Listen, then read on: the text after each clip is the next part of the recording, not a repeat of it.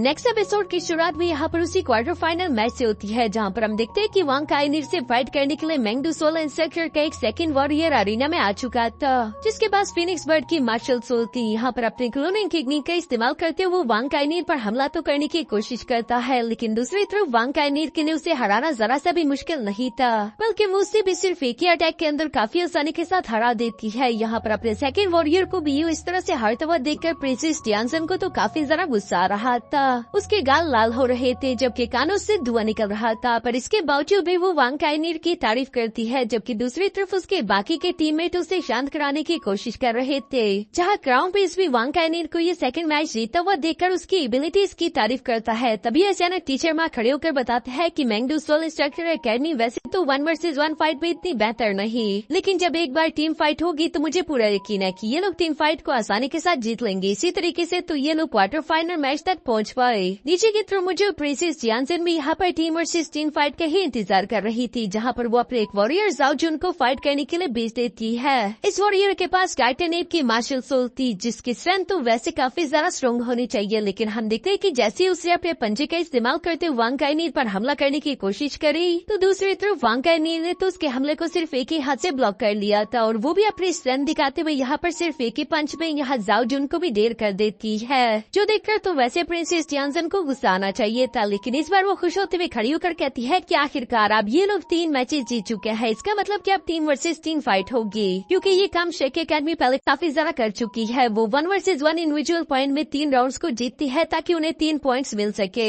इसके बाद ये लोग वांग काइनिर की सोल पावर बचाने के लिए सीधा टीम बैटल की तरफ बढ़ते हैं, जो देखकर प्रिंसेस टियानसन भी यहाँ पर खुश होते हुए अपने साथियों से कह रही थी कि चलो इन शेक्स को दिखा दे कि हम लोगों में कितनी ताकत है। लेकिन ये सब कहते हुए प्रिंसेस टियानसन जब अरीना की तरफ बढ़ ही रही थी, तभी अचानक चीफ रेफरी इन लोगों से कहता है कि 4th इंडिविजुअल राउंड के लिए आखिर आप किसको भेजना चाहोगे। ये सुनकर तो प्रिंसेस टियानसन हैरान होते हुए कहती है कि क्या 4th इंडिविजुअल राउंड, लेकिन वांग काइनिर तुमने तो ऑलरेडी 3 राउंड जीत लिए हैं, फिर तुम क्या टीम वर्सेस टीम बैटल नहीं करना चाहोगी। जो सुनकर वांग काइनिर भी सामने की तरफ आकर कहती है कि हाँ बेशक ये स्ट्रेटेजी हम लोगों ने कई बार अपनाई, और वो सिर्फ इसलिए ताकि मेरी सोल पावर एग्जॉस्ट होने से बच सके, लेकिन तुम लोगों से बैटल करते दौरान तो मेरी जरा से भी सोल पावर खत्म नहीं हुई, तो मुझे नहीं लगता कि हम लोग सीधे टीम बैटल की तरफ जाना चाहेंगे। ये सुनकर तो यहाँ प्रिंसेस टियानसन को काफी ज्यादा गुस्सा आ रहा था।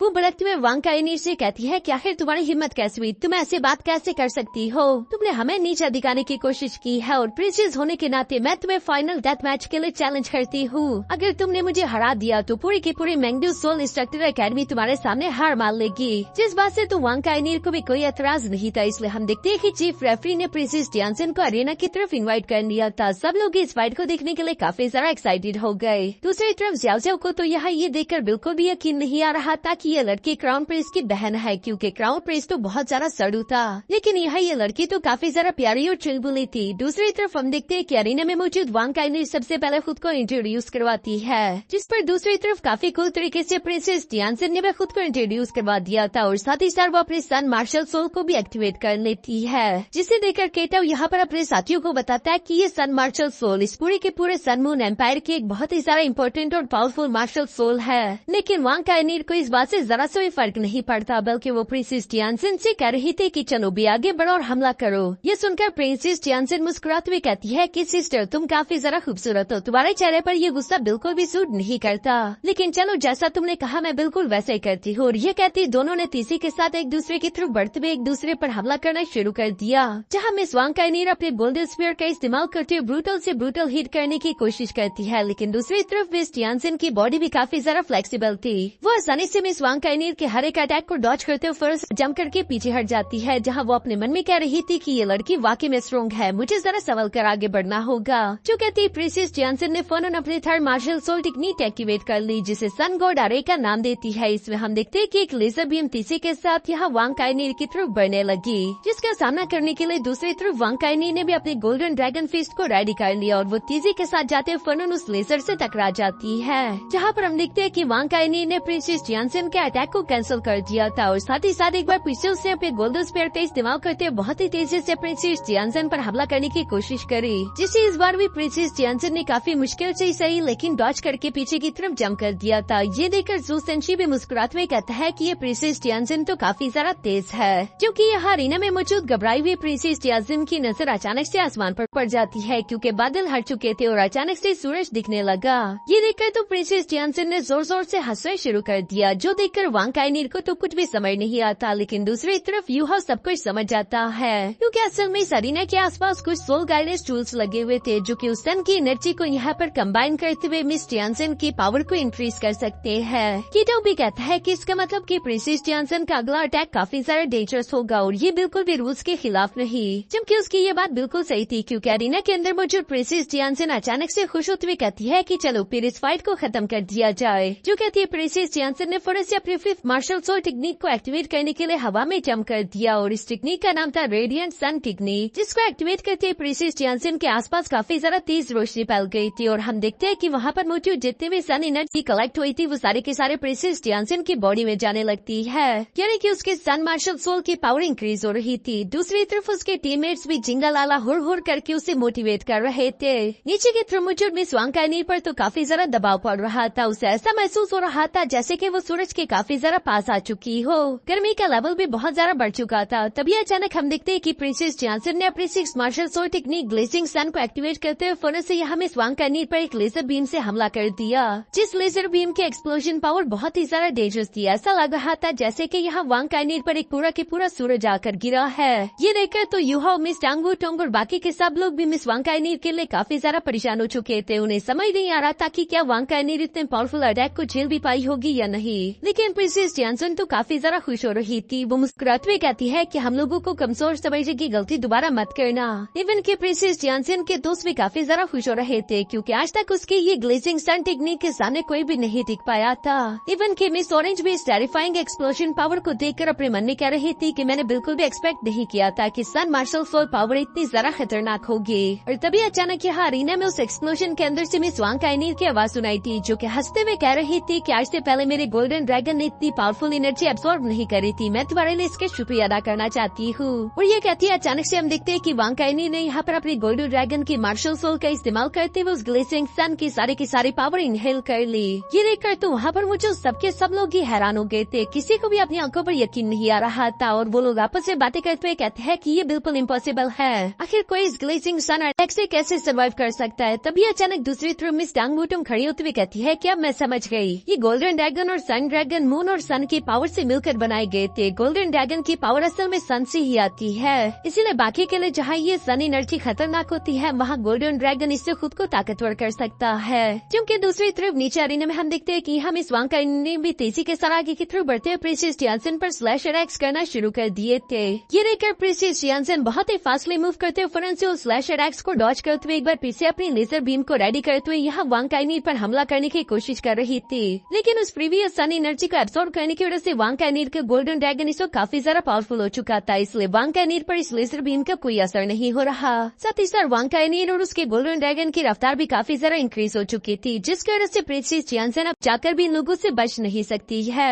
जिसका अंजाम ये हुआ कि वांग काइनीर तेजी के साथ प्रिंसेस जियानसन के सामने आकर अपने ड्रैगन डोर और स्पीयर का इस्तेमाल करते हुए तेजी के साथ यहाँ प्रिंसेस जियानसन को हिट करके जमीन पर पटक चुकी थी। यहाँ मिस वांग काइनीर को इस तरह से जीता हुआ देखकर मिस टांगोटोंग को तो काफी ज्यादा अच्छा लग रहा था और वो उसके लिए खुश हो रही थी। दूसरी तरफ हम देखते हैं कि वांग काइनीर ने अपने स्पीयर को यहाँ प्रिंसेस जियानसन की गर्दन पर रख दिया, जिसमें प्रिंसेस जियानसन भी समझ चुकी थी कि वो हार चुकी है। इसलिए हम देखते हैं कि मैंगडू सोल इंस्ट्रक्टर एकेडमी ने सरेंडर कर दिया और इसी के साथ शेक एकेडमी क्वार्टर फाइनल को जीतते हुए सीधा सेमीफाइनल में पहुंच जाता है। जो देखकर तो सब लोगों ने शेक एकेडमी के नारे लगाना शुरू कर दिए थे। नीचे की तरफ मुझे प्रिंसेस जियानसन तो यहाँ बच्चों की तरह रोने लगी थी, जबकि ऊपर मौजूद उसका बड़ा भाई भी अपने सर पर हाथ रखते हुए कहते हैं कि ये बच्ची कभी भी बड़ी नहीं होगी। इसे अच्छे से पता था कि इसकी मैंगडू soul instructor academy 1 versus 1 fight नहीं जीत सकती, पर फिर भी ये टीम बैटल से पहले ही हार मान चुकी है।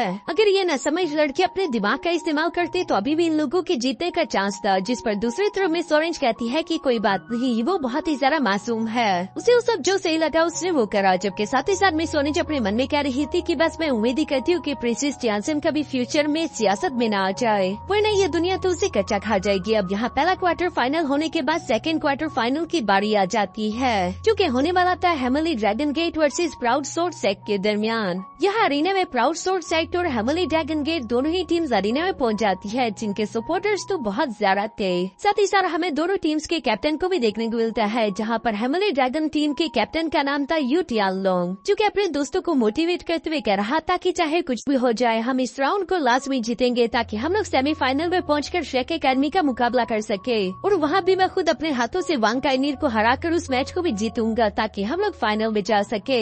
यू टियानलोंग इस वक्त काफी ज्यादा कॉन्फिडेंट दिखाई दे रहा था। इसके बाद हम देखते हैं कि चीफ रेफरी ने यहाँ पर दोनों ही टीम से इंडिविजुअल फाइट करने के लिए किक वॉरियर को अरीना की तरफ इनवाइट कर लिया, जहाँ प्राउड सोर्ड सेट को तो रिप्रेजेंट करने के लिए उनका लीडर बाइफेन सबसे पहले यहाँ अरीना में आ जाता है। और चूँकि बाइफेन ने यहाँ अरीना में आते ही फौरन से अपनी सोर्ड इंटेंट एक्टिवेट कर ली थी। ये देखकर दूसरी तरफ ब्रदर जियो की भी सोर्ड इंटेंट ऑटोमेटिकली एक्टिवेट हो जाती है, लेकिन यूहो से शांत रहने के लिए बोल रहा था। दूसरी तरफ हम देखते हैं कि यहाँ पर बाइफेन का मुकाबला करने के लिए हेमली ड्रैगन गेट की तरफ से जिंग यान आ जाता है, जिसके पास ड्रैगन की मार्शल सोल थी और साथ ही साथ वो एक सोल एम्परर लेवल का वॉरियर था। हम देखते हैं कि यहाँ पर अरीना में जैसे ही फाइट शुरू हुई सबसे पहले जिंग यान ने फौरन अपने ड्रैगन क्लास एक्टिवेट कर लिए।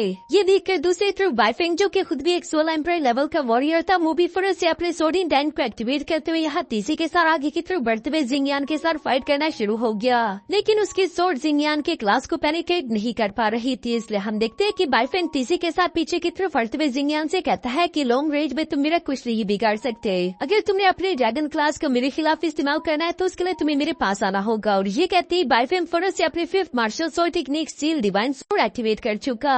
लेकिन ये सुनकर तभी अचानक दूसरी तरफ जिंग यान ने अपना ट्रम्प कार्ड दिखाया, क्योंकि उसके पास एक explosive cannon soul guidance weapon था जिसे वो फौरन से बाहर निकाल लेता है। इस सोल गाइडेंस कैनन को देखकर तो यूहा और केटाओ दोनों ही पहचान गए थे कि ये एक लेवल 6 का मॉडिफाइड सोल गाइडेंस कैनन है, जिसके एक्सप्लोसिव पावर बहुत ही ज्यादा डेंजरस हो गई। ये देखकर अब हमें समझ आ जाता है कि हेमली ड्रैगन गेट यहाँ टॉप 8 तक कैसे पहुँच पाया, क्योंकि उन लोगों ने अपने मार्शल सोल टेक्निक और साथ ही साथ सोल गाइडेंस वेपन दोनों में मास्टरी हासिल कर ली थी। और इसीलिए नीचे अरीना में हम देखते हैं कि सच में सोल गाइडेंस कैनन का ये एक्सप्लोजन अटैक काफी ज्यादा पावरफुल था, लेकिन इसके बावजूद भी प्राउड सोर्ड सेट का लीडर बाइफेंग काफी आसानी से अपने डिवाइन सोर्ड का इस्तेमाल करते उस अटैक को कैंसिल आउट कर चुका, जो देखकर दूसरी तरफ जिंग यान को मौका मिल चुका था कि वो बाइफेंग पर हमला कर सके। इसलिए वो तेजी के साथ मूव करते फौरन से बाइफेंग के पास पहुंच गया, जहां वो अपनी ड्रैगन क्ला का इस्तेमाल करते उसकी गर्दन पकड़ने की कोशिश करता है। और तभी अचानक दूसरी तरफ हम देखते हैं कि बाइफेंग ने फौरन उसी लास्ट मोमेंट पर अपनी 6th martial soul shell release technique activate कर ली, जिस टेक्निक के दौरान वो अपनी सोर्ड को कई सारे क्लोज में डिवाइड कर देता है। साथ ही साथ उसने अपनी बॉडी को उनमें से एक सोर्ड के अंदर छुपा दिया था, जिसकी वजह से उसकी रियल बॉडी सोर्ड कहाँ पर है ये कोई भी डिटेक्ट नहीं कर पाएगा। जिंग यान के साथ भी यहाँ पर बिल्कुल ऐसा ही हुआ।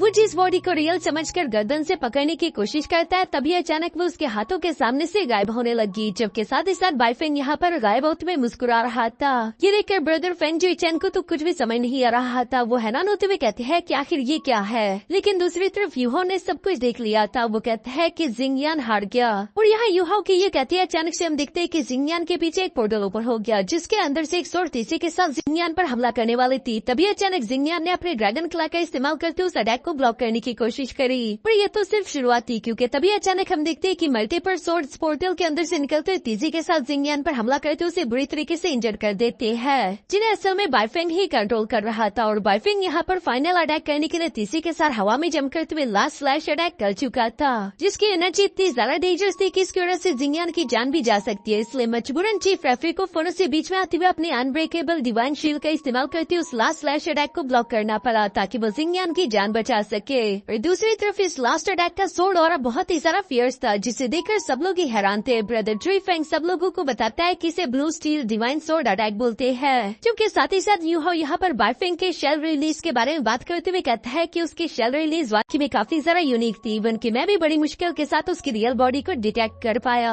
यहाँ पहला मैच जीतकर तो बाइफेंग काफी ज्यादा खुश हो रहा था। दूसरी तरफ हम देखते हैं कि जिंग यान जो कि इस वक्त काफी ज्यादा इंजर हालत में है, वो अपने कैप्टन यू टियानलोंग से कहता है कि कैप्टन बाइफेंग के 6 martial soul skill shell release से जरा बचकर रहना। जो सुनकर दूसरी तरफ यू टियानलोंग को भी काफी ज्यादा गुस्सा आ गया था कि आखिर उसकी नजरों के सामने उसके दोस्त को इतनी बुरी तरीके से कोई इंजर कैसे कर सकता है। इसी गुस्से के साथ हम देखते हैं कि यू टियानलोंग फौरन से जंप करते हुए यहाँ अरीना में बाइफेंग के सामने आ जाता है, जहाँ पर वो सबसे पहले बाइफेंग से खुद को इंट्रोड्यूस करवाते हुए कहता है कि मेरा नाम है यू टियानलोंग। तभी चीफ रेफरी ने यहाँ पर इस सेकंड राउंड को भी शुरू करवा दिया, जहाँ पर हम देखते हैं कि दोनों ही अपनी अपनी पोजीशन पर खड़े हुए थे। ये देखकर सब लोग आपस में बातें करते हुए कह रहे थे कि आखिर यू टियानलोंग हमला क्यों नहीं कर रहा, क्योंकि यू टियानलोंग अपनी जगह पर शांति के साथ खड़ा हुआ था। तभी अचानक हम देखते हैं कि उसकी बॉडी के अंदर से ब्लू लाइटिंग चमकना शुरू हो गई। साथ ही साथ उसे फौरन से अपने ब्लू लाइटिंग ट्राइनोसोरस ड्रैगन मार्शल सोल भी एक्टिवेट कर ली, जो कि मिस्टर बीबी के मार्शल सोल की तरह थी।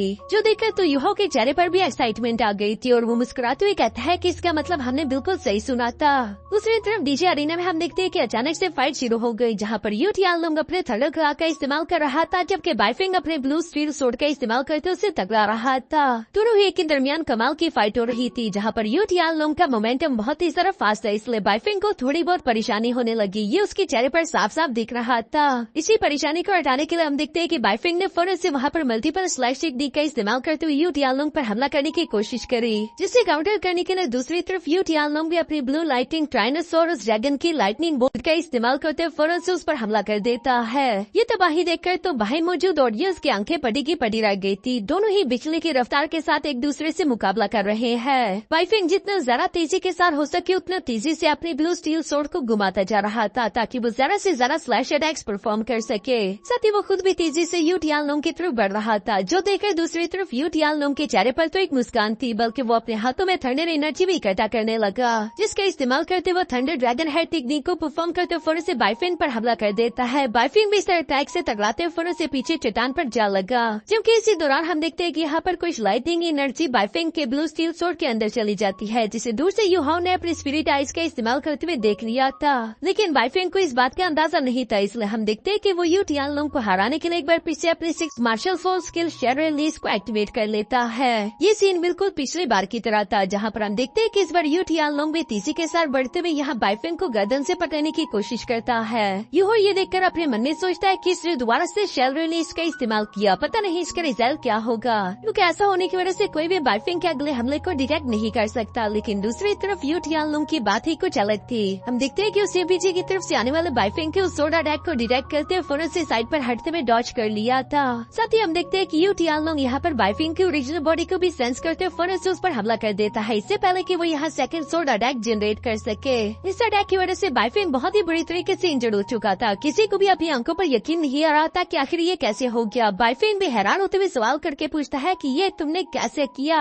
जिस पर यू टियानलोंग मुस्कुराकर उसे जवाब देते हुए कहता है कि मैंने बहुत पहले ही अपनी लाइटिंग एनर्जी को तुम्हारे ब्लू स्टील सोर्ड के अंदर डाल दिया था, जिसकी वजह से मैं उसे सेंस कर सकता हूँ। तुम चाहे जितनी मर्जी बार इनविजिबल हो जाओ, तुम मेरे अटैक से नहीं बच पाओगे। और ये कहने के बाद यू टियानलोंग अपने दोस्त जिंग यान का बदला लेने के लिए एक बहुत ही ज्यादा पावरफुल थंडर अटैक को रेडी करते हुए बाइफिंग पर हमला करने वाला था, जिससे बाइफिंग की जान जा सकती थी। इसलिए हम देखते हैं कि चीफ रेफरी फौरन से बीच में इंटरफियर करते हुए यहाँ यू टियानलोंग का हाथ पकड़ लेता है। और फिर भी सिर्फ उस थंडर अटैक के शौक की वजह से हम देखते हैं कि बाइफिंग उड़ता हुआ पीछे की तरफ जा गिरा। ये देखकर तो सब लोगों का मुंह खुला के खुला रह गया था, क्योंकि किसी ने भी उम्मीद नहीं की थी कि यू टियानलोंग इतना ज्यादा पावरफुल होगा, जिसमें रहम नाम की कोई भी चीज नहीं है। वो अपने दुश्मनों पर बिल्कुल भी रहम नहीं करता। दूसरी तरफ हम देखते हैं कि चीफ रेफरी यहाँ पर बाइफिंग को बेहोश होता हुआ देखकर यू टियानलोंग को विनर डिक्लेयर कर देता है। यहाँ बाइफिंग के बाद हम देखते हैं कि प्राउड सोर्ड साइड के और भी कई सारे वॉरियर ने यू टियानलोंग का मुकाबला करने की कोशिश करी, लेकिन कोई भी उसके सामने टिक नहीं पाया, जिसकी वजह से प्राउड सोर्ड साइड आज के दिन हारा गया।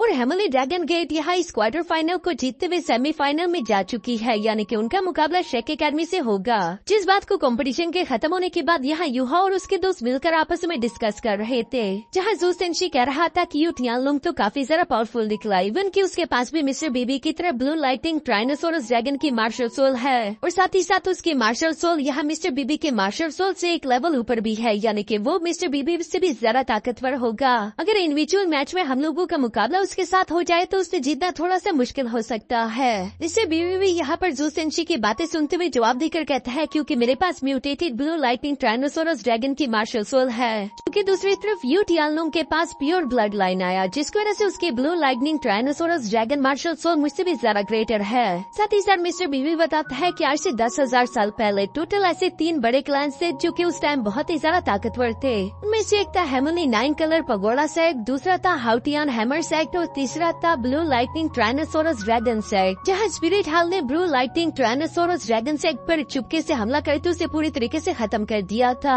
लेकिन फिर भी उस सेट के कुछ गिने चुने वॉरियर चुपकर वहाँ से बच गए थे, जिन्होंने बाद में मिलकर एक टियानलोंग सेक्ट बनाया था, जिस टियानलोंग सेक्ट को इस वक्त यहाँ ये हेमली ड्रैगन गेट टीम रिप्रेजेंट कर रही है। जो सुनकर दूसरी तरफ यूहो यहाँ पर वांग काइनीर के लिए परेशान होते हुए कहता है कि इस वक्त शेक एकेडमी में सिर्फ वांग काइनीर ही है जो कि यहाँ यू टियानलोंग का मुकाबला कर सके। अगर वांग काइनीर को निकाल दे तो शेक एकेडमी के बाकी के मेंबर जितने ज्यादा पावरफुल नहीं कि वो यहाँ इस हेमली ड्रैगन गेट टीम का मुकाबला कर सके। अगला मैच बहुत ही ज्यादा टफ होगा। जो सुनकर मिस टांगोटुंग जवाब देते हुए कहती है कि हाँ, हम लोगों का भी बिल्कुल सेम हाल है। क्योंकि हमारे टैंक सेट का अगला मुकाबला भी स्नो डीमन सेट के साथ होगा, जिनके पावर्स लेवल के बारे में इस वक्त हम लोग कुछ भी नहीं जानते, सिवाय इसके कि वो बॉडी सेट का एक हिस्सा है, जिसका मतलब कि यकीनन वो टीम काफी ज्यादा डेंजरस होगी। इसलिए शेक एकेडमी को जितनी ज्यादा मुश्किल का सामना करना पड़ेगा, हम लोगों को भी कल के दिन मैच के दौरान शायद उससे भी ज्यादा मुश्किल का सामना करना पड़े। जिस पर जू सेंशी जवाब देते हुए कहता है कि हाँ, और सिर्फ यही नहीं, अगर हम लोगों ने किसी तरीके से स्नो डीमन सेट को हरा भी दिया, तब भी मुझे पूरा यकीन है कि हम लोगों का अगला मुकाबला इवल सोल चर्च से होगा। जो सारी बातें यही पर मौजूद यूहा भी सुन रहा है, वो फौरन अपने दोस्तों से कहता है कि तुम लोगों को डिमोटिवेट होने की कोई जरूरत नहीं। हाँ, ये बात सच है कि इस वक्त हमारे दुश्मन काफी ज्यादा स्ट्रॉन्ग है, लेकिन हम लोग भी कोई कमजोर खिलाड़ी नहीं। जबकि अच्छी बात तो ये है कि हमारा बिग ब्रदर मिस्टर बीबी भी पूरी तरीके से रिकवर कर चुका है। हमारे पास 3 सोल एम्परर लेवल के वॉरियर्स है और 3 ऐसे वॉरियर जिनके पास ट्विन मार्शल सोल है। तो मुझे पूरा यकीन है कि स्नो डीमन सेट तो हमारे सामने बिल्कुल भी कम्पीट नहीं कर पाएगा, क्योंकि कभी हमारी शेक एकेडमी भी तो बॉडी सेट से नहीं हारी और हम लोग शेक एकेडमी के 7 शेक मॉन्स्टर्स है। इस टाइटल के होते हुए हम लोग भी नहीं हारेंगे, बल्कि उल्टा स्नो डीमन सेट को तो हमसे डरना चाहिए। जो सुनकर जू सेंशी भी अब यहाँ ओवर कॉन्फिडेंट हो गया था। वो यूं ही एक्साइटमेंट में कह देता है कि हाँ यूहा, तुम बिल्कुल ठीक कह रहे हो, हम उनसे बिल्कुल भी नहीं हारेंगे, बल्कि मैं तो अकेले ही पूरे के पूरे स्नो डीमन सेट को हरा दूंगा। कल के दिन इंडिविजुअल फाइट में सबसे पहले मैं जाने वाला हूँ। जो सब जब जू सेंशी कह रहा था, तो दूसरी तरफ हम देखते हैं कि मिस यांग नैन उसे गुड़ देख रही थी और अपनी लवर की ये गुड़ते हुई आंखें देखकर तो जू सेंशी घबराकर फौरन से अपनी जगह पर बैठ जाता है। वो कहते हैं ना, मर्द चाहे जितना मर्जी ताकतवर हो, लेकिन वो अपनी पसंदीदा औरत के सामने हमेशा डर कर एक बिगी बिल्ली बन जाता है। इसी वजह से हम देखते हैं कि यहाँ जू सेंशी के सारे दोस्त उस पर हंस रहे थे। यहाँ हंसी मजाक के बाद मिस्टर बीबी यूहा से कहता है कि कल के मैच के लिए हम लोगों को कोई न कोई प्लानिंग करनी होगी। यूहा, तुम अपने टैक्टिक्स के बारे में डिस्कशन शुरू करो। जो सुनकर तो यूहा ने भी यहाँ पर अपने दोस्तों को कल का प्लान समझाना शुरू कर दिया था। इसके बाद सीन शिफ्ट होकर दूसरी तरफ यहाँ क्राउन प्रिंस पर आ जाता है, जहाँ मिस ऑरेंज क्राउन प्रिंस से कह रही थी कि आपका अंदाजा बिल्कुल ठीक निकला, क्योंकि शेक एकेडमी और हेमली ड्रैगन गेट दोनों ही टीम जीतकर सेमीफाइनल में जा चुकी है। अब कल के दिन क्वार्टर फाइनल मैच स्टार लूवो national academy versus evil soul church के दरमियान होगा और साथ ही साथ tank set versus snow demon set के दरमियान, जिनके बारे में आप क्या सोचते हैं? जिस पर क्राउन प्रिंस जवाब देते हुए कहता है कि इवल सोल चर्च की बिल्कुल फिक्र मत करो, वो आसानी के साथ स्टार लूवो नेशनल एकेडमी को हरा देगा। इवन हमें वो मैच भी देखने की कोई जरूरत नहीं। असली मजा तो tank set versus snow demon set के दरमियान आने वाला है, जिस पर हमें अपना सारा फोकस रखना होगा। जाकर नेशनल मास्टर्स को बुला लो, मैं उनके साथ एक मीटिंग रखना चाहता हूँ, क्योंकि जल्दी सोल फाइटिंग कंपटीशन अपने अख्तिताम पर पहुँचने वाला है। मिस सोनी जी यहाँ क्राउन प्रिंस की ये सारी बातें सुनते हुए वहाँ से नेशनल मास्टर्स को बुलाने के लिए चली गई, जिसके जाने के बाद क्राउन प्रिंस यहाँ इवल्स की तरह मुस्कुराते हुए कहता है कि अब मुझे लगता है कि हमें अपने प्लान को शुरू कर देना चाहिए। और क्राउन प्रिंस के ये कहते साथ ही हमारा ये एपिसोड यहीं पर खत्म हो जाता है।